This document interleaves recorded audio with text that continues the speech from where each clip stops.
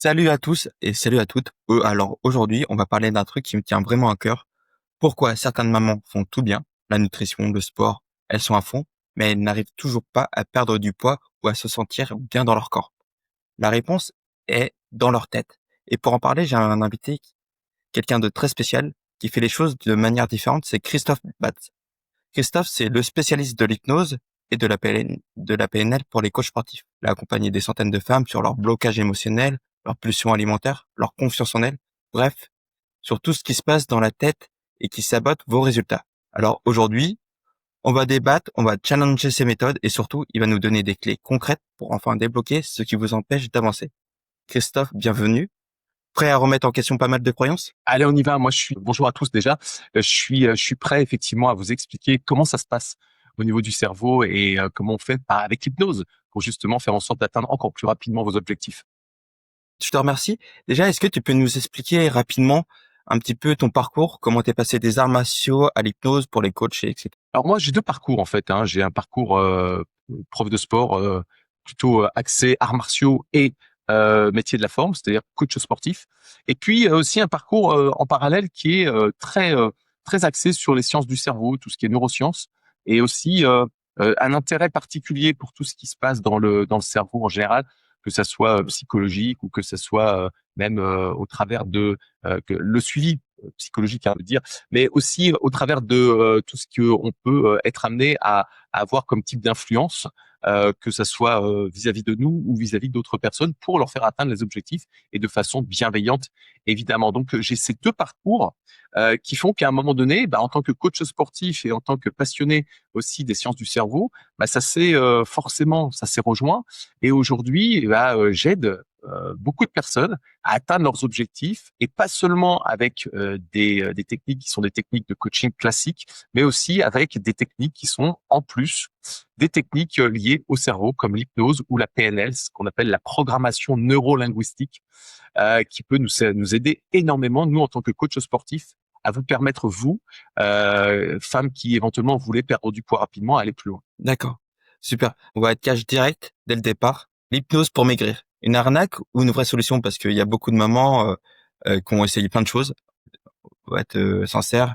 Il y a eu plein de promesses miracles et au final, elles sont toujours au même point. Ouais, et le mieux pour en être persuadé, c'est d'essayer. Tout simplement, hein. Parce que si vous avez l'occasion, vous, de votre côté, de faire appel à un hypnotiseur, un hypnopraticien, on dit ça généralement, parce que souvent, on confond un peu hypnose de spectacle avec hypnose thérapeutique. Nous, on est plutôt dans de l'hypnose dite rapide thérapeutique, et ou plus lente thérapeutique, ça dépend de la filière ou de l'hypnose que l'on pratique, mais globalement, on arrive au même sujet.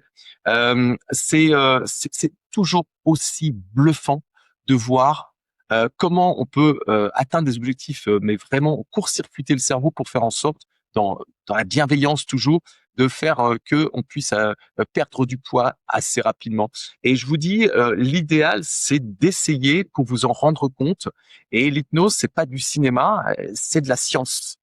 Et comme toute science, bien, il y a des protocoles, on applique les protocoles et ça marche. D'accord. Mais du coup, si je suis un peu ta logique, je vais peut-être aller dans l'extrême, mais ça veut dire que une maman qui veut perdre du poids, une séance d'hypnose, pas besoin de faire de régime à côté.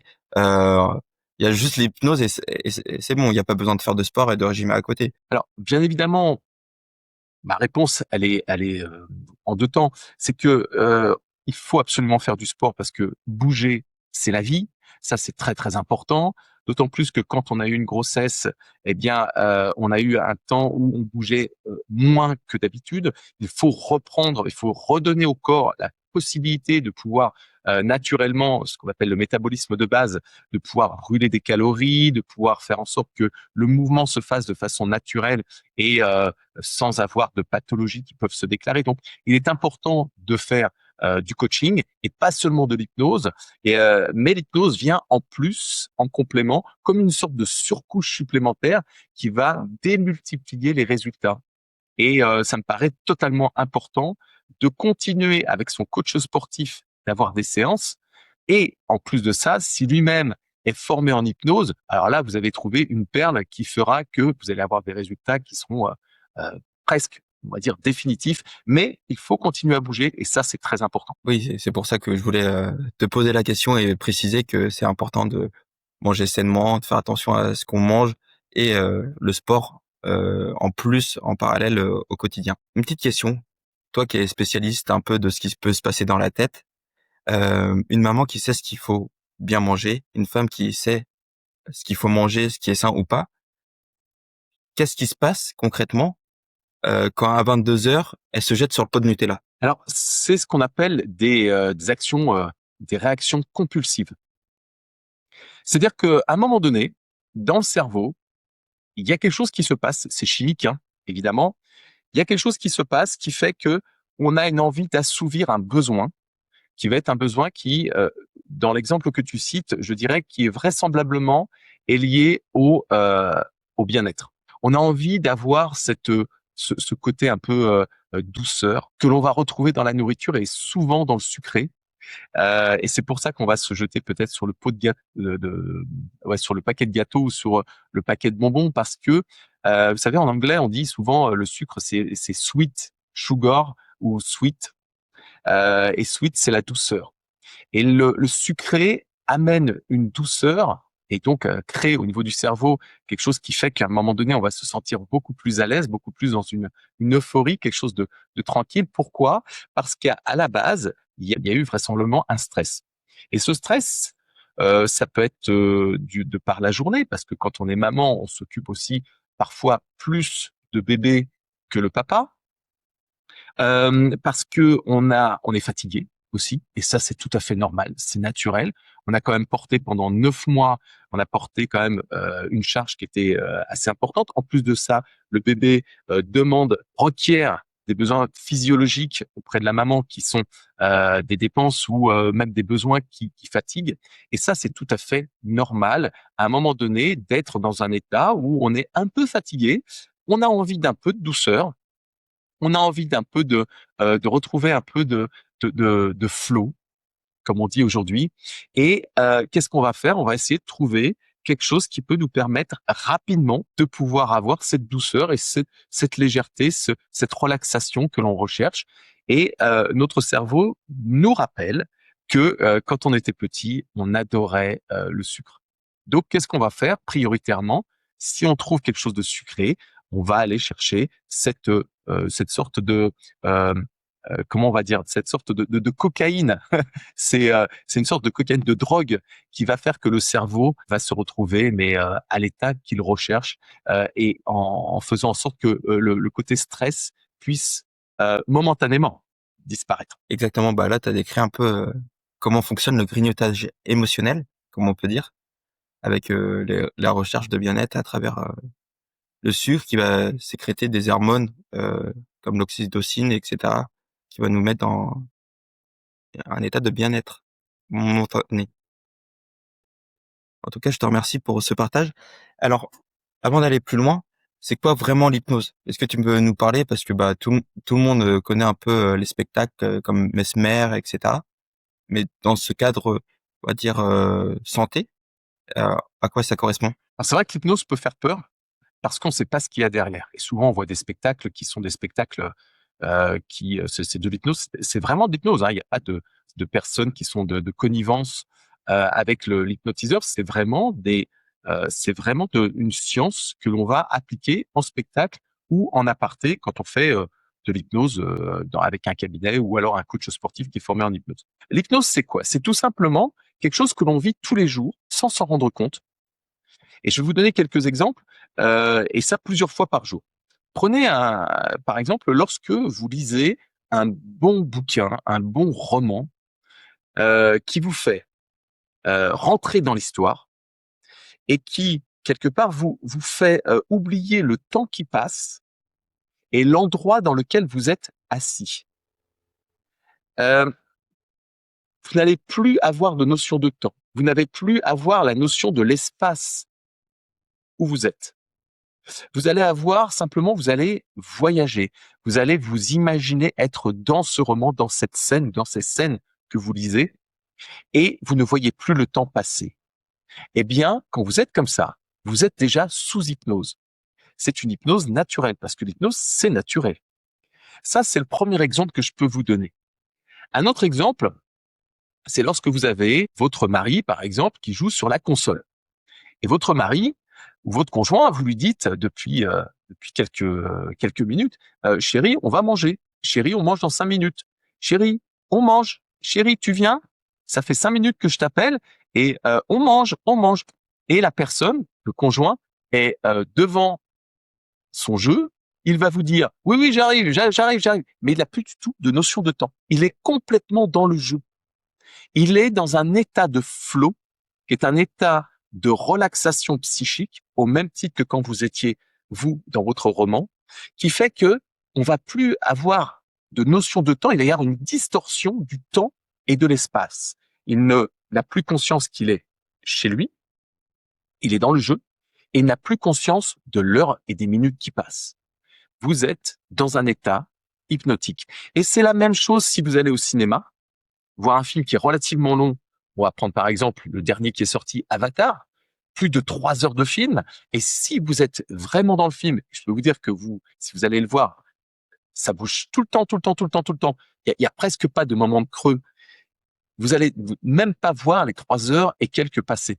Pourquoi? Parce que vous allez être dans cette sensation de flow avec cette distorsion du temps et de l'espace. C'est ça l'hypnose. C'est aussi quand vous êtes sur la route, je vous donnerai un dernier exemple, c'est quand vous êtes sur la route en voiture et que vous êtes dans vos pensées et que néanmoins, quand il faut tourner, vous tournez, quand quelqu'un freine devant vous, vous freinez, et même si vous étiez dans vos pensées, à un moment donné, vous allez arriver à votre objectif de destination. Et pourtant, vous serez dit, à un moment donné, et ça a dû déjà vous arriver, réfléchissez bien. Ah bah dis donc, c'est passé vachement vite aujourd'hui. J'ai pas vu le temps passer sur la route. Alors que peut-être habituellement, c'était relativement long et un peu pénible.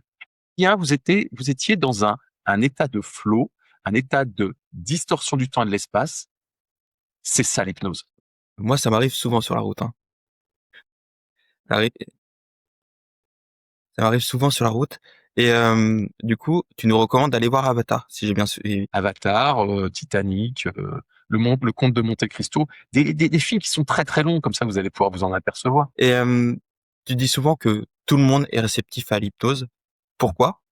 Est-ce que ça veut dire que même les mamans les plus cartésiennes, qui restent sous le contrôle, peuvent être hypnotisées? Oui, je hormis si vous avez une pathologie cognitive, une pathologie liée au cerveau, si vous êtes constitué, on va dire, de façon un peu classique comme tout le monde, vous avez la possibilité d'être sous hypnose. Et c'est vrai que de temps en temps, on peut avoir des personnes qui euh, ont du mal à rentrer dans cette transe, dans cette distorsion du temps et de l'espace. Et ça, c'est souvent par crainte, parce qu'on ne sait pas ce qu'il y a derrière, on ne sait pas ce que c'est l'hypnose. Donc, on connaît peut-être même pas l'hypnopraticien avec qui on est. Donc, on a tendance à avoir parfois un peu de crainte et on va bloquer cet état de flow qui est un état de lâcher prise dans lequel il faut rentrer pour avoir des résultats.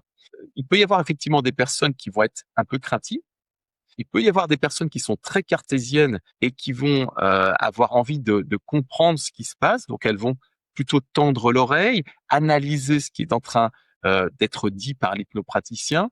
Et ça nous empêche de rentrer dans une transe, dans un lâcher-prise qui permet également d'avoir des résultats. Et puis, on a enfin un troisième type de personnes qui détestent perdre le contrôle et qui sont dans un contrôle constant. Constant. Elles détestent perdre le contrôle, elles veulent systématiquement le garder et il est hors de question que quelqu'un rentre dans mon cerveau pour me dire ce que je dois faire. Et à peu près ce que ça peut donner.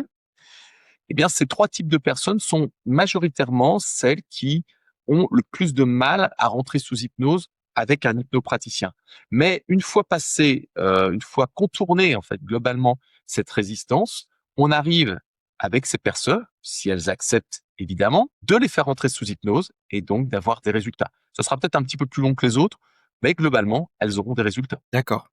Et concrètement, comment ça marche? Parce que, heu, par exemple, une maman qui grignote depuis 10 ans devant Netflix, comment tu arrives à reprogrammer entre guillemets, son comportement, son cerveau, et comment tu arrives à casser cette habitude qui est néfaste? Alors c'est une bonne question aussi, hein, parce que souvent on ne sait pas trop ce que c'est l'hypnose, mais il faut vous dire que votre cerveau, il est câblé d'une certaine façon.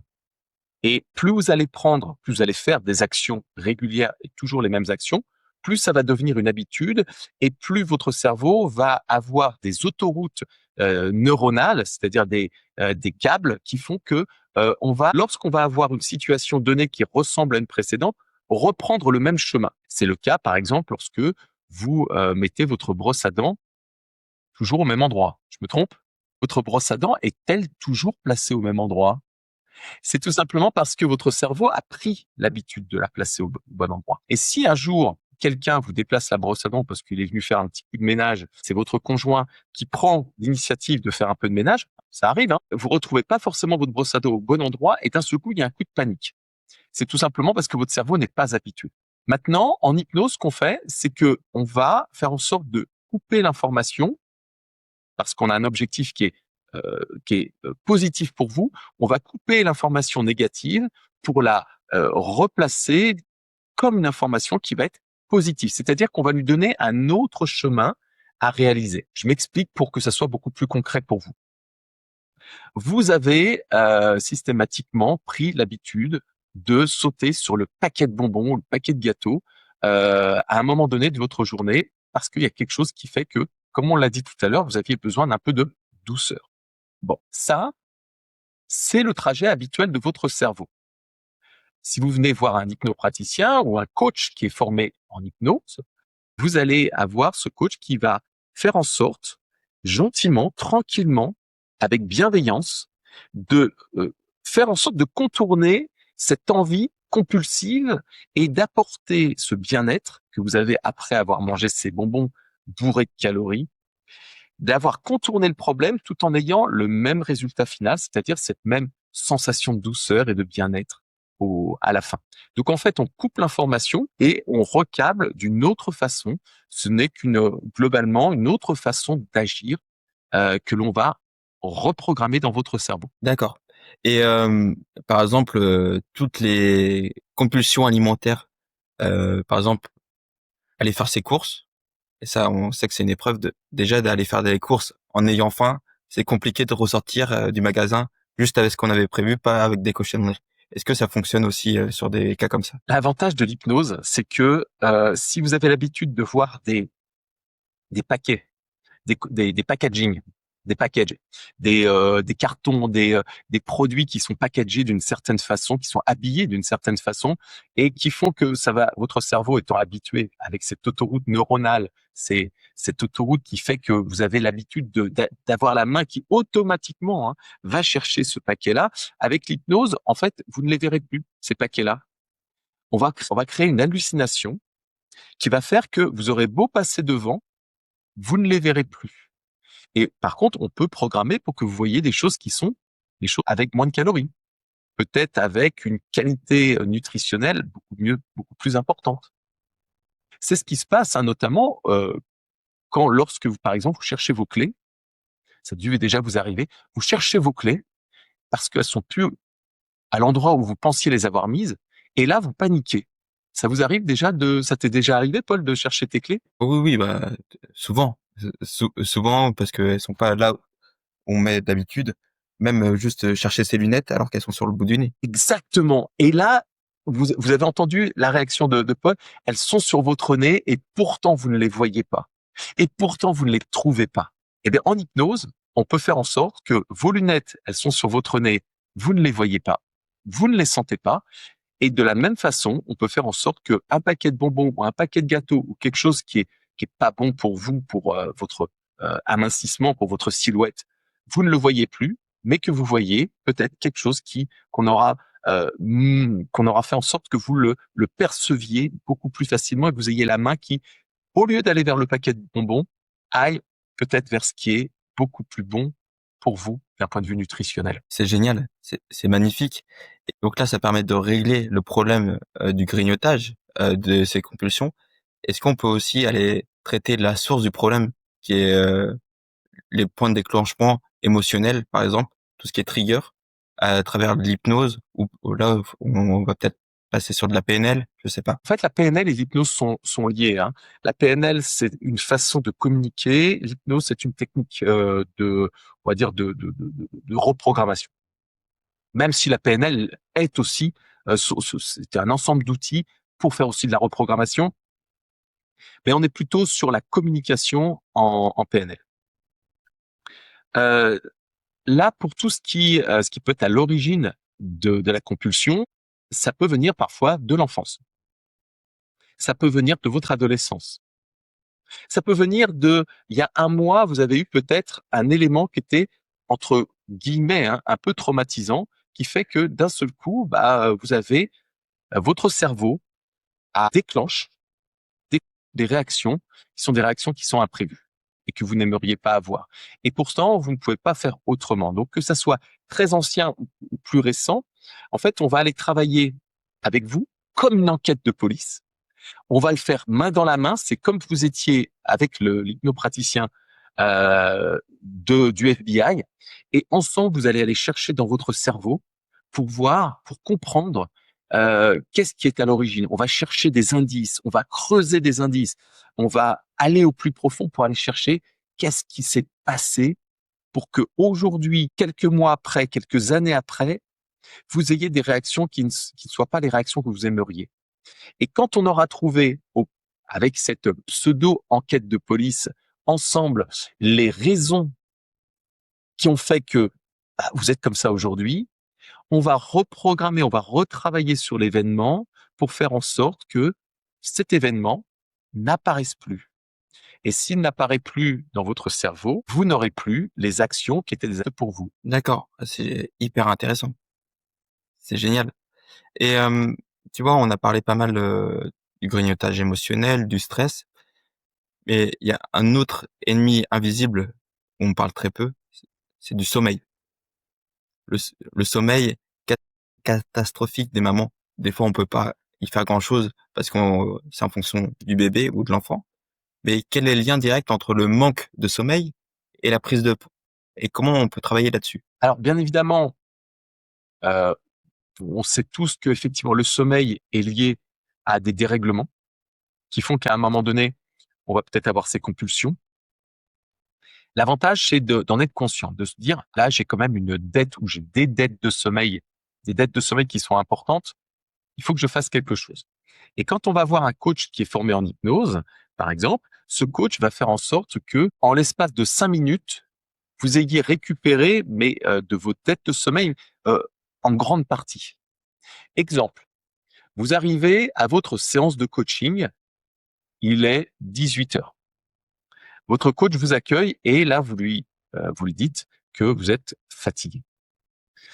Lui s'aperçoit aussi de cet état-là, puisque vous avez des cernes sous les yeux, parce que vous avez peu de tonus global, et il va vous proposer de faire une hypnose rapide, telle que moi je la pratique. Il va vous faire mettre allongé sur un tapis de sol qui est plutôt épais, agréable, ou peut-être sur une chaise, ou sur un canapé, ou sur un endroit là où vous faites votre coaching. Ça peut être chez vous, ça peut être dans une salle, ça peut être à l'extérieur quand il fait chaud. Et le coach va vous mettre dans un état de flow, un état de transe, où on a les yeux fermés, où on est dans une décontraction totale du corps, de la tête aux pieds. Et c'est un état dans lequel vous vous retrouvez quand, par exemple, vous êtes au bord, quand vous êtes en train de fermer les yeux, prêt à vous endormir, vous êtes au bord de basculer dans le sommeil. Et vous connaissez vraisemblablement ces états qui font que quand vous faites une sieste courte, de ne serait-ce que quelques minutes, 5 minutes, par exemple, vous êtes juste rentré dans le sommeil et d'un seul coup vous vous réveillez et vous êtes en pleine forme. Vous dites mais qu'est-ce que ça m'a fait du bien. Eh bien, le coach qui sera formé en hypnose fera en sorte de vous mettre dans cet état où vous avez des ondes cérébrales qui vont faire que d'un seul coup, vous allez descendre dans un état de relaxation qui va vous permettre de régénérer votre énergie et faire en sorte de récupérer de votre dette en partie, hein, de votre dette de sommeil. Donc, en l'espace de quelques minutes, on peut rattraper énormément de temps. Là, c'est en termes de sensation, mais est-ce que ça fonctionne aussi en termes de physiologie sur la récupération du sommeil, etc. Est-ce que tu peux être un petit peu plus précis, Paul? Tout simplement que là, tu nous expliquais qu'en termes de sensation, en quelques minutes, suite à l'hypnose, tout de suite, on allait se sentir mieux, plus apaisé et moins fatigué. Est-ce que physiologiquement parlant, euh, cet état d'hypnose qui nous emmène à se sentir mieux et moins fatigué fonctionne aussi et permet de régénérer, de plus être dans cette problématique de dette de sommeil physiologique également. Alors, les conséquences physiologiques, ça, je m'aventurerai pas, n'ayant pas de données médicales là-dessus. Je pourrais pas vous répondre précisément et je prendrai pas le risque de répondre à côté. Donc là, je peux pas vous dire. En tout cas, une chose est sûre, c'est que arrivé le soir, si vous êtes dans un état où vous avez la possibilité de bien vous endormir correctement, parce que vous savez que bébé, par exemple, vous l'entendrez parce que vous êtes proche, peut-être le lit de bébé est dans la chambre, peut-être qu'il est dans une chambre à côté où vous pouvez l'entendre, peut-être que vous avez un babyphone. Euh, Là, l'hypnopraticien, si vous avez confiance en lui, il va vous permettre, lorsque vous allez vous coucher, de rentrer dans cet état de relaxation très intense, donc de ne pas être dans un état extrême de vigilance où vous êtes toujours avec l'oreille tendue pour voir si bébé respire ou si bébé n'est pas en train, par exemple, de pleurer ou de réclamer le biberon ou le sein.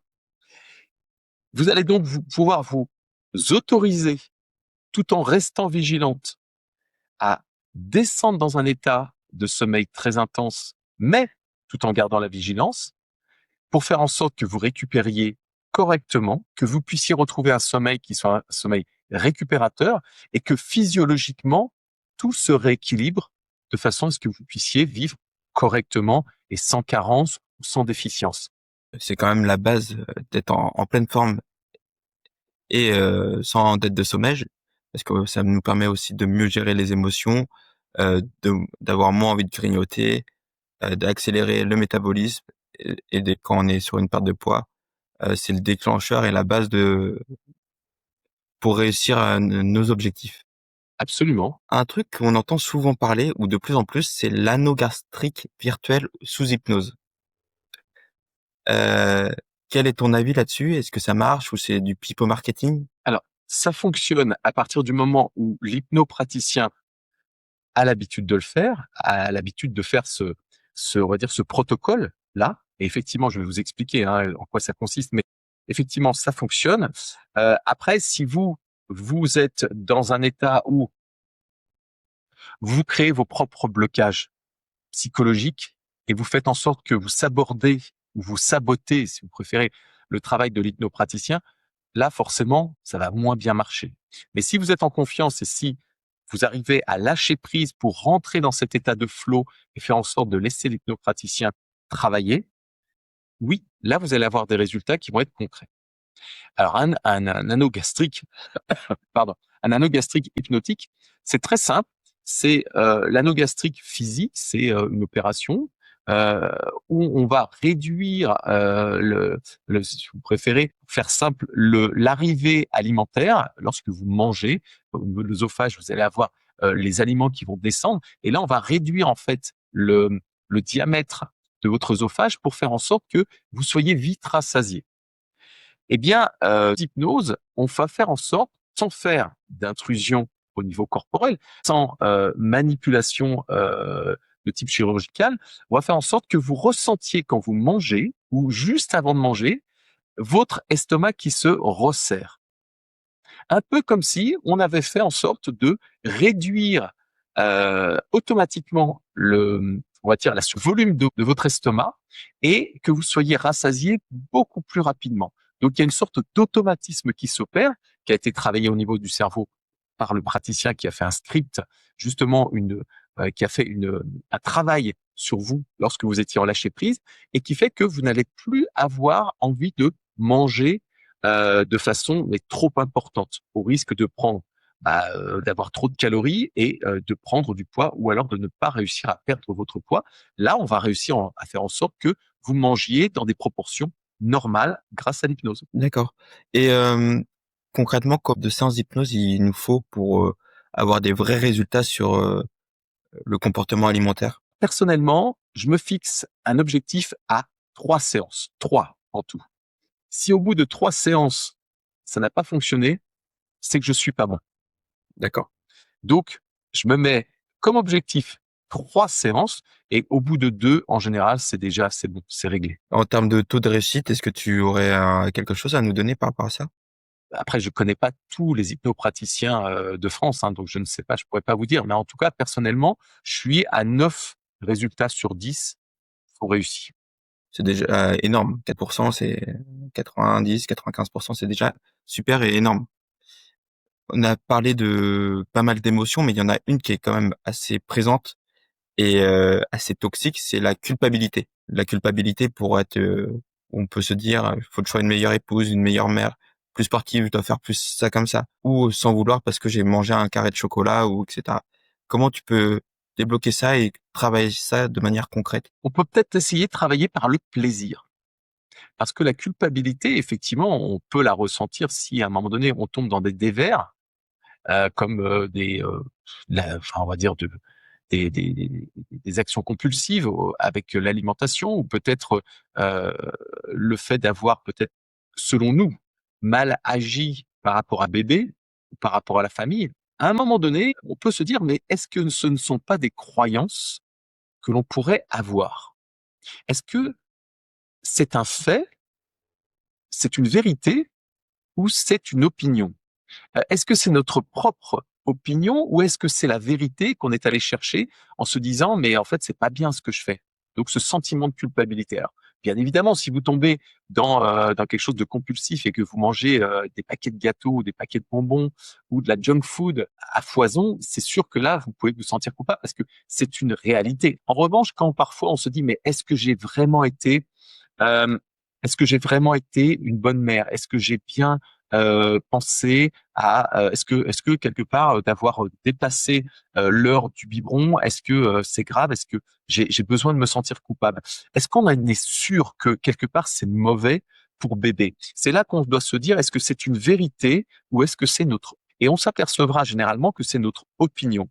Et là, on est carrément dans de la PNL, c'est-à-dire qu'on va se dire: «Est-ce que l'action que j'ai faite est une action qui est négative à mon sens, ou réellement négative sur le terrain?» En quelques mots, est-ce que bébé, il se porte plus mal du fait d'avoir peut-être loupé le biberon pendant 1 heure, on lui avoir donné le biberon 1 heure après l'heure habituelle? Est-ce il s'en porte plus mal? Rien ne le prouve peut-être. Il n'est pas en malnutrition, il n'est pas dénutri. Donc, il a peut-être pas pleuré, il a peut-être dormi un peu plus parce qu'il en avait besoin. Vous voyez? Mais le fait de se sentir coupable par rapport à ça, d'avoir un sentiment de culpabilité, c'est plus à même de se poser la question, et vous devez vous poser cette question-là. C'est une astuce que je vous donne avec Paul là, hein, c'est de vous dire: «Bah, tiens, est-ce que c'est une opinion, ou est-ce que c'est une vérité?» Posez-vous la question. Vous verrez, souvent c'est une opinion.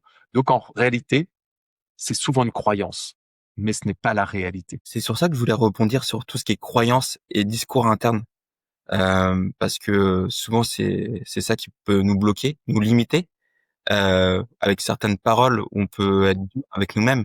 Par exemple, la croyance, je mérite pas d'être belle, d'être mince ou des choses comme ça. Est-ce que tu as déjà travaillé sur ce genre de blocage et comment tu le fais? Ça me vient à l'esprit là avec ta question, je me dis, mais en fait, toutes les personnes qui ont un problème de confiance en soi ou d'estime de soi, hem, on peut travailler là-dessus. Donc une maman qui à un moment donné va se dire: «Mais c'est normal que, je sois un peu, que j'ai des kilos en plus, c'est tout à fait normal, c'est».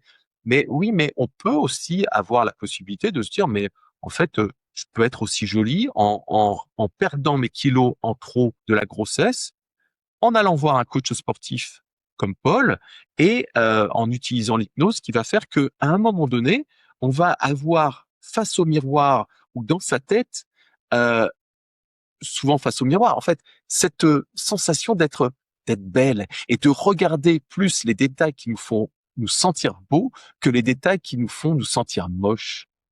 Et ça, c'est un travail que l'on peut faire sur soi grâce toujours à un coach qui sera formé en PNL et aussi en hypnose. D'accord, c'est génial. Et tu nous as donné un petit tips là en PNL. Est-ce que tu pourrais nous en donner un autre, un petit outil PNL qu'une maman pourrait mettre en place et utiliser dès demain quand elle sent qu'elle va craquer sur la bouffe par exemple? Ah, alors là, euh, moi je dirais que le plus, le mieux c'est d'aller pour tout ce qui est compulsif, c'est plutôt de travailler sur l'hypnose avec un hypnopraticien. C'est l'outil hypnose qui sera le plus efficace sur tout ce qui est compulsif, à mon sens. D'accord, Parce que la PNL va vous permettre de prendre conscience de certains états, comme par exemple ces compulsions que vous pouvez avoir, mais ça risque de demander du temps avant qu'il y ait on va dire qu'il y ait une solution que votre cerveau va mettre en place par lui-même. L'hypnose, ça va être beaucoup plus rapide. Donc plutôt l'hypnose par rapport à ça. Je pourrais pas en PNL vous donner à l'immédiat là tout de suite quelque chose qui ferait que ouais ça soit efficace. L'hypnose c'est mieux. d'accord. Et en dehors de ce cas-là, est-ce que tu aurais quelque chose, un outil pratique peut-être qu'elle puisse utiliser dans leur vie en règle générale? Alors peut-être pas un outil mais un livre. Moi je D'accord, vous conseille de lire un livre que tout le monde devrait avoir lu. Ça devrait être une obligation presque. Ce livre c'est Les 5 blessures de Lise Bourbeau. Et ce livre explique qu'est-ce qu'il s'est passé dans votre passé quand vous étiez petit, entre 4 et 10 ans. Qu'est-ce qui s'est passé qu'aujourd'hui, vous avez des réactions qui sont parfois des réactions que vous n'aimez pas. Quand vous aimez pas réagir d'une certaine façon, vous vous dites, mais j'aimerais tellement ne pas réagir comme ça, j'aimerais tellement parfois ne pas m'emporter, me mettre en colère face à certaines situations. J'aimerais parfois ne pas être dépendante de quelqu'un parce qu'il y a des dépendances affectives aussi qui sont liées à votre enfance. Et je pourrais vous citer comme ça plein d'autres exemples qui font qu'à un moment donné, quand on arrive en tant qu'adulte, on peut avoir, et tu en parlais tout à l'heure, Paul, des compulsions. Ça peut être à l'origine de compulsions. Compulsions alimentaires, puisqu'on en parle, compulsions alimentaires. Donc, ce que je vous invite à faire, c'est de lire ce magnifique livre de Lise Bourbeau qui vous permettra de comprendre quelle est votre ou vos blessures, entre guillemets, qui sont des blessures psychologiques, que vous avez pu vivre quand vous étiez enfant, et on en a tous vécu avec plus ou moins de profondeur, et de comprendre pourquoi ces blessures aujourd'hui impactent sur votre présent en tant qu'adulte. Lisez ce livre, lisez-le 2 ou 3 fois, recherchez dans quel type de blessure vous vous retrouvez. Il peut y en avoir 1, 2, 3, peut-être plus. Et prenez le temps d'écouter votre cerveau avec ce discours interne dont tu parlais, c'est-à-dire cette petite voix qui parfois vous ne l'entendez pas parce que vous ne tendez pas réellement l'oreille, mais qui va vous dire mais tiens là tu te sens pas bien, mange un gâteau. Là tu te sens pas bien, arrête-toi au fast-food qui est sur ta route parce que tu as vu une enseigne et là quelque part comme tu te sens pas bien, voilà, tu as envie quelque part de manger cet aliment-là qui est pas bon pour toi, mais c'est pas grave, il faut le faire. Non, et ben en fait, ça va vous permettre de comprendre pourquoi vous réagissez comme ça. il est vraiment super ce livre et très intéressant. Pour les personnes qui ont du mal à lire ou qui vont pas prendre le temps, il est aussi disponible sur Spotify en livre audio et il y a même le tome 2 sur les 5 guérisons. C'est très intéressant donc je conseille fortement de le lire aussi. Alors vous verrez que la blessure de l'abandon ou la blessure de l'injustice font que, ou du rejet, du abandon, injustice, sont les plus courantes. Ces blessures-là, elles font que aujourd'hui, bah, vous allez comprendre pourquoi vous réagissez de façon excessive à certaines situations. Vous serez mieux dans votre tête et dans votre corps, hein. Oui, ça va changer tous les domaines de leur vie. Si une maman me dit: «J'ai essayé tout ce que je pouvais depuis 10 ans, rien ne marche, je suis un cas désespéré», qu'est-ce que tu pourrais lui répondre? Alors j'ai des personnes qui parfois viennent me voir en consultation et en hypnose et qui me disent mais en fait sur moi ça n'a jamais marché. Donc c'est à peu près le cas que tu me présentes. Et la réponse que je leur fais, c'est d'accord parce que vous n'avez jamais essayé avec moi. Et la majeure partie du temps, les personnes bug et se rendre compte que c'est une croyance. Elles ont fait une généralisation qui s'est transformée en croyance. Donc elles se sont dites, bah, ça n'a pas marché une fois ou deux fois, donc ça ne doit pas marcher sur toutes les autres fois. Mais est-ce que c'est une opinion ou est-ce que c'est une vérité? Posez-vous toujours la question, encore une fois, et vous vous rendrez compte que c'est souvent, en fait, juste une opinion, donc une croyance, qui est née d'une généralisation parce que vous l'avez vécu une fois, deux fois, parfois trois, ou que peut-être vous avez entendu des copains ou des copines qui disaient, mais moi non plus, ça n'a pas marché, tu sais, sur moi. Donc vous vous êtes dit, ah, ça doit pas marcher sur moi. Est-ce que c'est une opinion ou est-ce que c'est une vérité? Faire une occurrence, une récurrence. Et est-ce que tu pourrais nous raconter la transformation ou une des transformations qui t'a le plus marqué? Ah, il y en a beaucoup. En ce qui concerne la nourriture, je vous donnerai l'exemple de Jennifer. Jennifer, un jour, vient me voir, les aides soignantes. Elle vient me voir et elle me dit, je peux plus faire de sport parce que j'ai eu une blessure à l'épaule.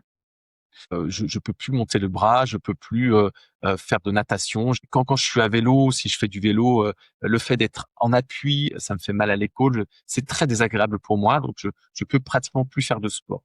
Et lorsque je faisais du sport et jusqu'à ce que je sois blessé, je pesais 68 kilos, j'en fais 80. J'ai pris 15 kilos par le manque de sport et aussi parce que je me suis jeté sur la nourriture, j'ai mangé des produits qui étaient panés. J'ai mangé des produits et des viandes en sauce notamment. Et puis comme je suis aide-soignante, quand on se retrouve à l'hôpital, il y a toujours quelqu'un qui amène un peu de viennoiserie, des chocolats, des choses comme ça. C'est vrai que je prends beaucoup de calories, mais j'en dépense peu puisque je fais peu de sport.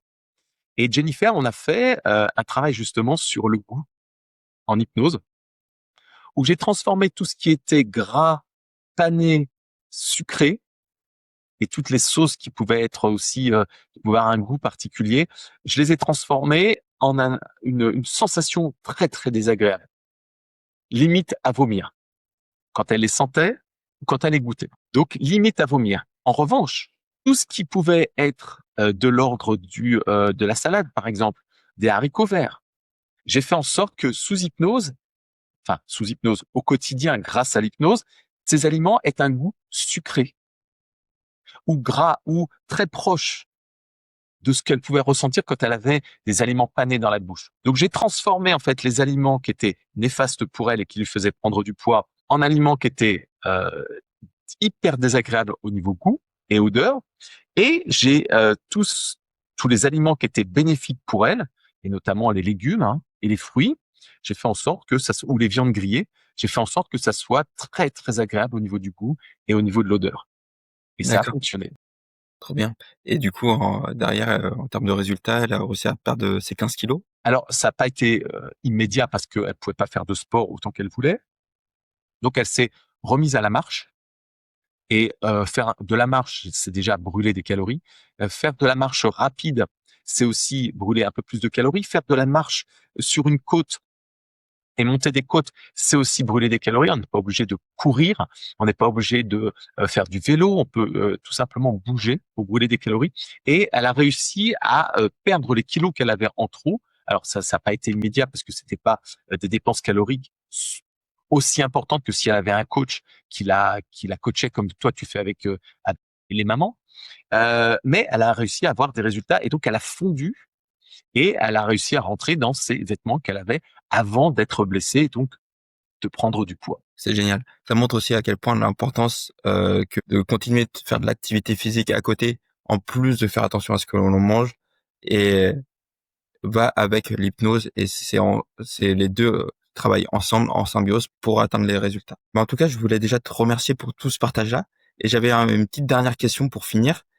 Si tu avais un conseil, quelque chose que chaque maman devrait retenir de cet échange, ça serait quoi? Je dirais dans un premier temps, faites en sorte que vous trouviez du plaisir à vous regarder dans un miroir. Parce que bébé, c'est important, mais vous aussi, vous êtes une femme aussi. Il y a aussi le fait que vous êtes maman, mais que vous êtes aussi une femme et que vous avez besoin aussi de vous plaire. Ça, c'est important. Donc, si déjà vous prenez le temps dans vos priorités, de mettre une partie de ces priorités à faire du sport, à aller voir un coach sportif qui va être votre source de motivation, qui va vous permettre d'avoir des résultats beaucoup plus rapides. Si en plus de ça, vous faites en sorte d'avoir ce coach, si en plus de ça, il est formé à la PNL ou à l'hypnose, vous allez avoir des résultats qui vont être concluants. Et quand vous allez vous regarder dans le miroir, vous allez être une belle femme, mais aussi une belle maman. Et ça, c'est très, très important parce que c'est la vie, il faut que ça soit une célébration. Autant au quotidien, quand on se dit, enfin, je suis maman, j'ai mis au monde ce petit être qui est adorable et qui va grandir. Et il faut absolument que ce petit être, il ait une maman et un papa qui soient équilibrés, qui lui apportent des choses positives. Donc, à partir du moment où vous allez faire attention à vous, à partir du moment où vous allez vous trouver belle dans le miroir, que vous allez vous sentir bien dans les vêtements qui vous plaisent, bébé va le ressentir. Votre conjoint ou votre conjointe va le ressentir. Et au bout du compte, qu'est-ce qui va se passer? Il va y avoir une harmonie qui va s'opérer. Et bébé grandira dans une famille qui sera équilibrée avec des émotions qui sont des émotions comme la joie plus que la tristesse ou la colère. Et ça, c'est important pour le développement de bébé. Donc, faites du sport, allez voir des coachs, prenez un coach qui est un coach diplômé, et ça c'est important, demandez-lui son diplôme. C'est très très important pour ne pas aller voir des personnes qui s'improvisent coach sportif. Et si en plus de ça, ce coach il est hypnopraticien ou formé en PNL, là vous avez trouvé une pépite. Et gardez-la, gardez-la. Merci Paul, hein. Merci à vous et continuez à rester croyant. C'est très très important, croyant en ce que Paul va vous proposer au quotidien. Faites-lui confiance.